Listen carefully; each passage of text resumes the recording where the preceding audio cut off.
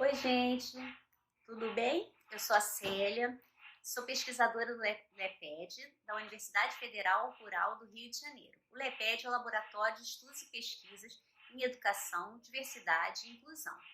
E eu tô aqui hoje para conversar um pouquinho com as mães que nessa pandemia, nessa quarentena, perceberam que o filho tem alguma dificuldade, que desconfiaram que o filho tem alguma deficiência e que estão temerosas de como agir. Bom, é sobre isso que a gente vai conversar hoje. Quem sou eu, né, para estar falando sobre isso? Eu sou orientadora educacional na Rede Municipal de Duque de Caxias desde 1998 e também trabalhei durante 10 anos como orientadora educacional e como psicopedagoga, né, no município de São João de Meriti. Os dois são da Baixada Fluminense. E muitas foram as mães que, quando a escola percebeu alguma dificuldade, chamou, tiveram dúvidas, não sabiam como agir, ficaram com medo, algumas já percebiam a dificuldade nos filhos, não sabiam para onde ir. Então hoje a gente vai estar conversando sobre isso. O que vocês podem fazer, tirar um pouquinho desse medo que vocês têm, tá? Nossa conversa vai ser sobre isso. Bom, primeira coisa, perceber, estamos no período de pandemia. Você que está me assistindo deve estar pensando, Célia, estamos numa quarentena, eu não vou procurar a escola agora. Eu não vou procurar um médico agora para uma coisa que não seja uma emergência. O que eu posso fazer? O que eu já posso estar fazendo para acalmar meu coração? Bom, primeiro, percebeu que o seu filho tem uma dificuldade? Vamos lá, dificuldade não é doença. Não precisa ficar temerosa, ele não vai crescer de uma forma normal, ele não vai ser ouvido, ele não vai ter direito, não. O fato de seu filho ter uma dificuldade não exclui ele da sociedade, não faz com que ele não tenha direitos. Ele tem direito a estudar numa escola comum, se ele já está na escola, ele tem direito de continuar nessa escola, ele tem direito a uma vida com muitos direitos como outras pessoas, como qualquer outra pessoa. Então, para que eu vou procurar um médico? A mãe deve estar se perguntando. Por quê? Quanto mais a gente souber sobre o seu filho, quanto mais você souber do seu filho, mais armas, mais ferramentas você vai ter para contornar essas dificuldades que aparecem. Eu vou falar de alguns medos que as mães têm quando percebem que o filho tem uma dificuldade. Primeiro, se eu informar a escola, esse é o medo mais comum. A dificuldade do meu filho, ele vai perder a vaga. Não, mãe, o seu filho tem uma dificuldade, o seu filho ter uma deficiência não vai fazer ele perder a vaga na escola. Pelo contrário, aí vai ajudar a escola a pensar formas de auxiliá-lo. Outra coisa, mas eu já fui ao médico, Célia, quando ele era bem pequeno, e o médico disse que ele não tinha nada. Se bem que eu desconfio que tem. Mesmo o médico dizendo para mim que não tem nada, que não tinha nada, e foi mais de um médico. O pediatra sabe das coisas, né? Se ele disse para mim que meu filho não tem nada, meu filho não tem nada, eu que estou errada. Mãezinha, isso é uma coisa que a gente escuta muito na orientação educacional. A pessoa já levou o filho ao médico, o médico acha que não tem nada, anos depois ou meses depois a mãe vai em outro médico que tá ou com mais paciência, ou que você deu mais informações, ou que a criança já está maior, está apresentando mais características e aí ele dá um diagnóstico. E esse diagnóstico muitas vezes muda a vida da criança. De que forma? Vou dar um exemplo bem prático. Seu filho entrou na escola, não está aprendendo a ler, tá ficando cada dia mais retraído porque a turma tá indo e ele tá ficando para trás. Aí a gente chama a mãe e aí fala com a mãe, vamos começar uma investigação para ver como é que tá a saúde dele? E o primeiro médico que a gente encaminha é o quê? O oftalmologista para fazer um exame de vista. Chega lá, descobre que a criança tem uma dificuldade na visão, faz um óculos, um mês depois está a criança satisfeita na escola, aprendendo, e a gente descobre que toda aquela dificuldade que ele tinha, toda aquela tristeza, às vezes era só porque ele não estava enxergando. Só não, né? Isso é uma coisa muito grande. Por que eu falei só? Porque eu quero mostrar para vocês que muitas vezes pode ser uma coisa simples que é resolvida. Outras vezes é uma coisa mais complicada, que precisa de um suporte maior.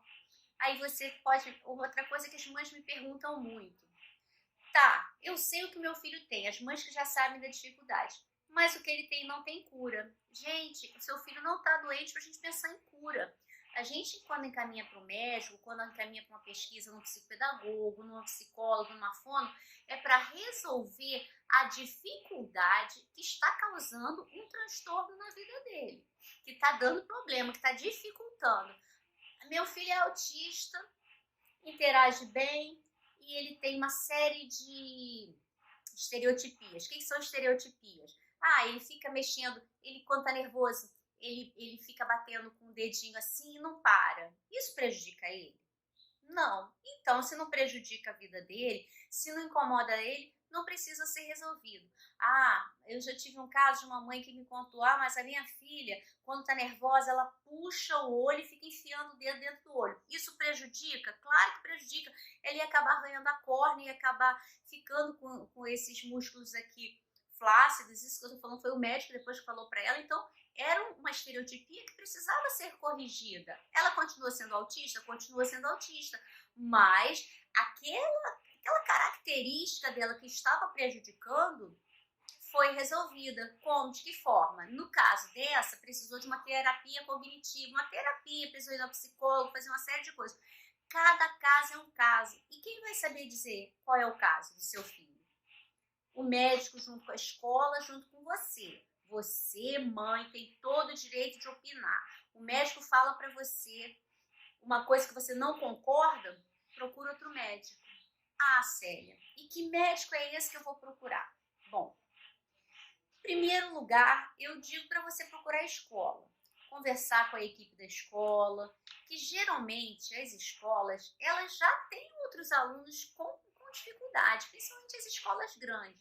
Por exemplo, no município de Caxias, quando a gente chama uma mãe com uma dificuldade, autismo, síndrome de Down, uma dificuldade visual, aquela mãe não é a primeira que foi chamada. As escolas lá têm 500, 600 alunos. Várias outras mães já foram chamadas, então muitas vezes o pedagogo da escola já tem um local para encaminhar você. Célia, eu estou falando do interior do Pará, no meu município, só tem a professora e a diretora e elas não sabem para que médico mandar, para psicólogo, para fono. Já fui na escola, conversei, elas não têm nenhuma dica de um local de saúde para eu avaliar meu filho. Onde eu vou? Procuro um pediatra, né? Nesse Brasilzão afora, nós encontramos, eu acredito que em todos os municípios tem uma pediatra. Vai na pediatra, leva anotado todas as suas queixas, conversa com a pediatra, que provavelmente vai te encaminhar para um outro médico para verificar qual é a dificuldade. Meu filho é muito nervoso, né? Aí eu vou usar com vocês, eu não vou usar os termos técnicos que a gente usa numa pesquisa, não. Esse bate-papo, eu vou falar mesmo de orientadora para mãe, ou então eu também sou mãe de mãe para mãe, como eu estaria falando com uma amiga minha. Meu filho é muito nervoso. Provavelmente ela vai fazer um encaminhamento para o neurologista. Meu filho não está enxergando direito. Para onde eu vou? Vai fazer um encaminhamento para o oftalmologista. Meu filho tem dificuldade de se socializar com os colegas. Você acha que vale a pena passar para um psicólogo? Vale a pena. Meu filho não escuta direito. Onde eu vou? Procuro um otorrino. Célia, isso que você está falando é muito bacana, mas eu já fui várias vezes na pediatra e a pediatra não me dá um encaminhamento para lugar nenhum. Eu posso procurar? Pode. Muitas mães, isso nos municípios que eu sou orientadora, ou que eu fui orientadora, a gente encaminhava direto um profissional que a gente desconfiava. Se você está desconfiado que seu filho tem um problema de vista e tem um oftalmo, você sabe onde procurar, vai direto no oftalmo, assim é com o neuro, assim é com a psicóloga, assim é com a fono.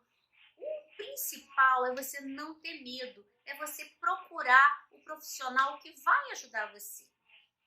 Uma outra coisa muito comum de acontecer, que as mães sempre relatam, Célia, fui ao médico para falar da dificuldade do meu filho. Cheguei lá, me deu um branco, mas um branco, eu não sabia o que falar, eu não sabia o que fazer. Resultado, disse que meu filho estava com alergia, porque ele estava mesmo, mas os problemas mesmo que me levaram ao médico, eu acabei não falando. E a pediatra nem ligou, nem quis saber. Gente, olha só, o pediatra atende muitas pessoas por dia, o médico atende muitas pessoas por dia, assim como a orientadora, como a fono, com a psicóloga. Ela vai lidar com o que você trouxer, com o que você apresentar. Se você for um médico falando de uma questão de alergia, ela não vai averiguar outras coisas, dificilmente ela vai perceber. Na televisão é assim, né? A gente vê o filme, aí vai lá por causa de uma alergia, o médico já percebe uma doença, uma deficiência, um transtorno de aprendizagem. Na vida real não acontece assim. Na vida real, o médico vai dar o diagnóstico em cima do que você se queixa. Eu falo isso por experiência própria. Tanto no trabalho, como orientadora educacional, como quando eu era psicopedagoga, como mãe. Se a gente chega no médico, ele vai diagnosticar em cima da sua queixa. Tá, Célia, o que eu faço com o branco que me dá quando eu chego lá? Uma dica que eu tenho para você e que eu dou para todas as mães com quem eu trabalho, dou para minha família, falo isso com a minha irmã que tem filhos, falo isso com a minha nora, falo isso com todas as pessoas que vão ao médico. Foi um conselho que eu recebi de um médico. Sério, anota tudo que você quer falar, tudo que for importante antes de vir para a consulta. Quando chegar lá, você não vai esquecer. Se o médico não fizer uma anamnese, o que é uma anamnese? É uma série de perguntas sobre a vida da criança que o médico faz, o pedagogo faz, o psicólogo faz, o orientador educacional faz, o fono faz, que dá uma visão geral, mas nem todos os médicos têm esse tempo de fazer, têm esse interesse, têm essa forma de trabalhar. Já leva tudo anotado. E aí eu trouxe para vocês um guiazinho do que é importante vocês anotarem para estar levando. Bom, primeiro, o mais óbvio, o que te causa angústia.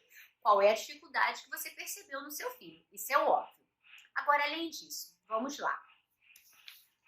Vamos começar do começo.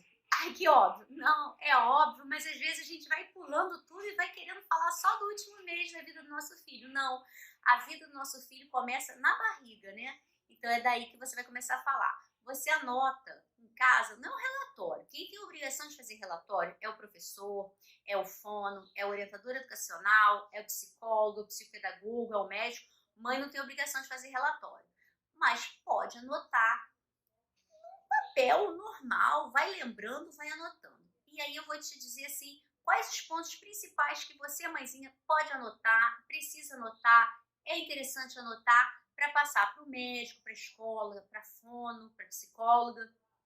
Começando, como eu falei, do começo, a gravidez. Como foi a sua gravidez? Foi uma gravidez tranquila? Foi uma gravidez tumultuada? Ai, o pai do meu filho não me deixava em paz, eu passava mal toda hora, desmaiava. Mas isso tem a ver? Tem a ver. Porque sofrimento pré-natal também interfere no desenvolvimento da criança. Pode anotar. Chegou, você foi para o hospital. Foi para o hospital como? Com 9 meses? Com 7 meses? Nasceu prematuro? Tem mães que depois de a gente conversar um tempão, conhecer um tempão, ela fala, meu filho nasceu de 7 meses, isso tem a ver? Tem a ver. Então anota. Se seu filho nasceu de 7 meses, seu filho nasceu de 9 meses, veio para casa. Tá. E quando veio para casa, certo? Veio para casa quando? 2 dias de hospital e recebeu alta de forma normal, precisou ficar internado? Esse tempo que ele estava no hospital, como é que era esse tempo que ele ficou no hospital? Esses 2 primeiros dias, geralmente são 2 dias, né? Que as crianças ficam no hospital. Ele nasceu com uma cor normal ou nasceu roxinho? Nasceu com a cor que é esperada, né? De acordo com os pais? Ou nasceu roxinho, nasceu muito vermelho? Como é que ele nasceu? O peso dele, Célia, ele pesava muito pouquinho, cabia numa caixa de sapato. Anota isso. O tamanho dele. Nossa, ele era um bebê enorme, a maternidade inteira olhava. Anota também. Veio para casa. Andou, engatinhou, falou, tudo no tempo certo. Célia, me disseram que cada criança tem seu tempo. Tá certo, cada criança tem seu tempo. Mas se o seu filho, o tempo do seu filho foi muito diferente das outras crianças, por exemplo, uma criança com 1 ano já está andando. 4 anos do seu filho que começou a andar, isso tem que ser informado para o médico, porque tudo isso faz parte do desenvolvimento dele. Não é para o médico excluir, não é para a escola excluir. Como eu falei no início da nossa conversa, quanto mais informações a escola ou o médico tem sobre as dificuldades que a criança tem ou teve até ali, mais ele vai conseguir auxiliar essa criança, certo? Como eu falei antes, não é doença, seu filho não vai ser curado. O médico, o fono, o psicólogo, a escola vão, de acordo com as características dele, traçar estratégias de como ajudar o seu filho, de como o seu filho pode se desenvolver da melhor forma, sendo quem ele é. Ele não vai ser uma outra criança, vai ser aquele seu filho, mas com mais auxílio. Certo, você já falou da gravidez, você já falou do parto, já falou de andar, engatinhar e falar. E as brincadeiras do seu filho? Isso é um ponto importante. Ah, ele só brinca sozinho. É importante você registrar, você guardar isso, anotar isso para falar para o médico. Então não, esse ponto ele é uma criança que brinca com todo mundo, não tem problema, faz amizade com facilidade. Só não gosta de ser tocado. É importante, porque não é toda criança que é assim. Então, se tem essa diferença, vamos anotar, vamos registrar. Olha, meu filho sempre foi uma criança normal, sem dificuldade. Quando tinha 4 anos, é um exemplo. Caiu da laje, bateu com a cabeça. Já teve mãe que falou isso pra mim. Ah, Célia, nunca te contei porque achei que não era importante. Ficou internado, teve convulsão, teve desmaio, faz uso de medicação controlada, já passou por uma cirurgia, já levou algum tombo grave. Tudo isso é importante vocês anotarem. Não vou anotar, mas já ir pensando para contar para o médico. Entrou para a escola, todo mundo lia e meu filho não aprendeu a ler. Também é importante. Ou então o contrário. Não, Célia, na turma dele ninguém aprendeu a ler. É importante também, sabe por quê? Porque pode não ser uma dificuldade do seu filho, pode ser uma dificuldade na forma como ele foi alfabetizado. Aí foi para outra escola, acontece muito isso. A professora, às vezes, é recém-formada, ou entraram várias professoras, a turma inteira não se alfabetiza no tempo certo. Vai para outra escola. Vai para outra escola onde a turma teve um acompanhamento excelente. E aí só ele não está lendo. Mas aí a gente já a escola já fala, nossa, essa criança tem uma dificuldade. Mas se a mãe fizer esse relato, olha, na outra escola dele, ninguém se alfabetizou. A escola vai perceber que tem um problema assim, mas não é com a criança, é a forma que ela foi alfabetizada. E aí ela vai oferecer suporte para contornar isso. Tá vendo como é importante ir conversar com a escola? Porque se a escola não souber disso, vai ficar com um monte de interrogações na cabeça. É dificuldade da criança? É dificuldade visual? A criança não escuta direito? Não escutar e não enxergar interfere, Célia, na alfabetização? Muito, com certeza. Muito. Toma algum remédio controlado? Mora com mãe? Mora com pai? Mora com muitas pessoas? Qual o horário de dormir? Isso tem a ver? Tem. Já tive criança que a gente percebia na escola que tinha uma dificuldade enorme. Depois a gente descobriu que a criança jogava videogame a noite inteira. E aí já ia virado para a escola. Claro que quando chegava na escola ela não queria estudar, ela queria dormir. São pequenos detalhes que fazem a diferença. E a mãe não percebia aquela forma, não, mas quando ele chega em casa ele dorme.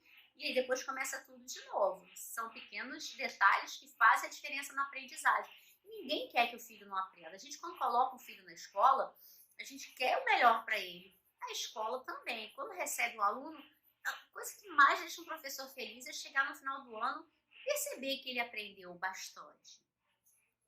Tem dificuldade de aceitar regras? E aí a gente pensa. Aí é uma pergunta assim, seu filho é muito bagunceiro? É, mas toda criança é bagunceira.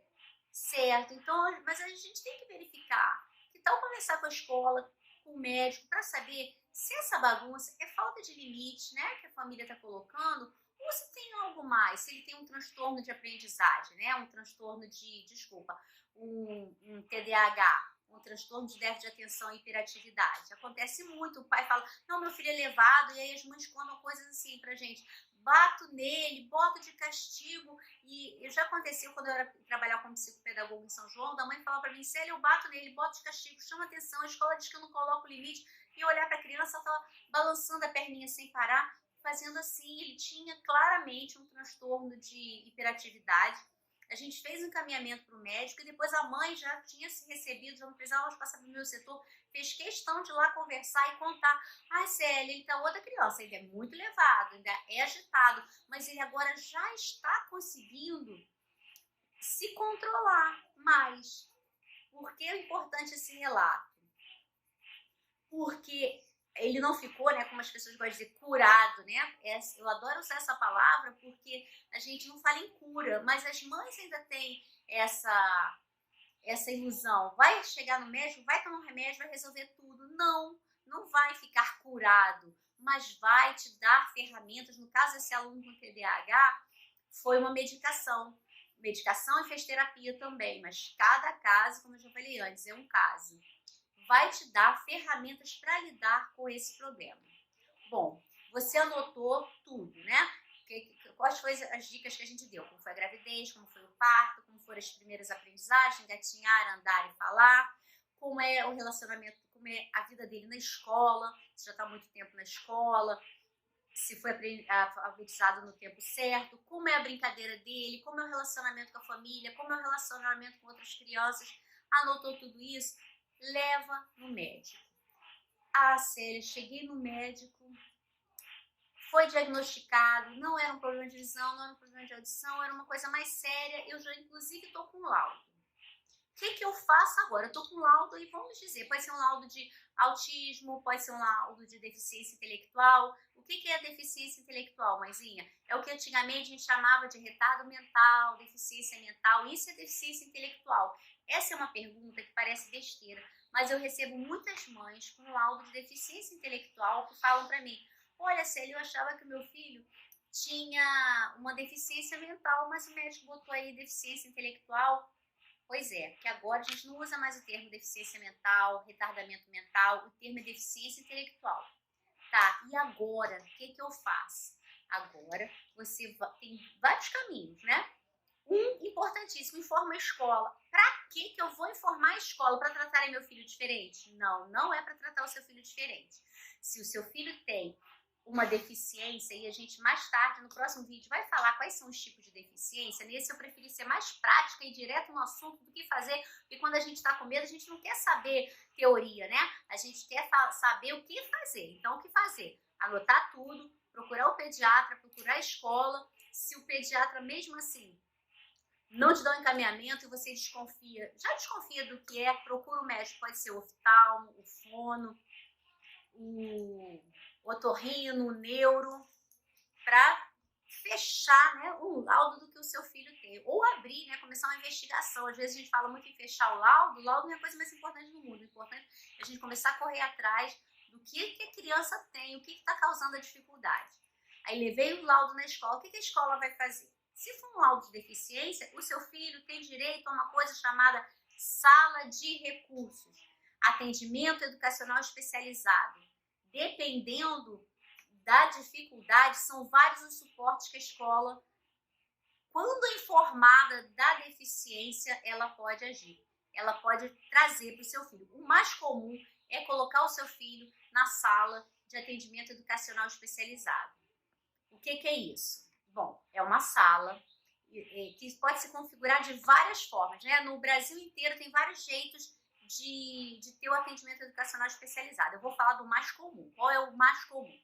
O mais comum é o seu filho, a sala de recursos ser atendido 50 minutos, 2 vezes na semana.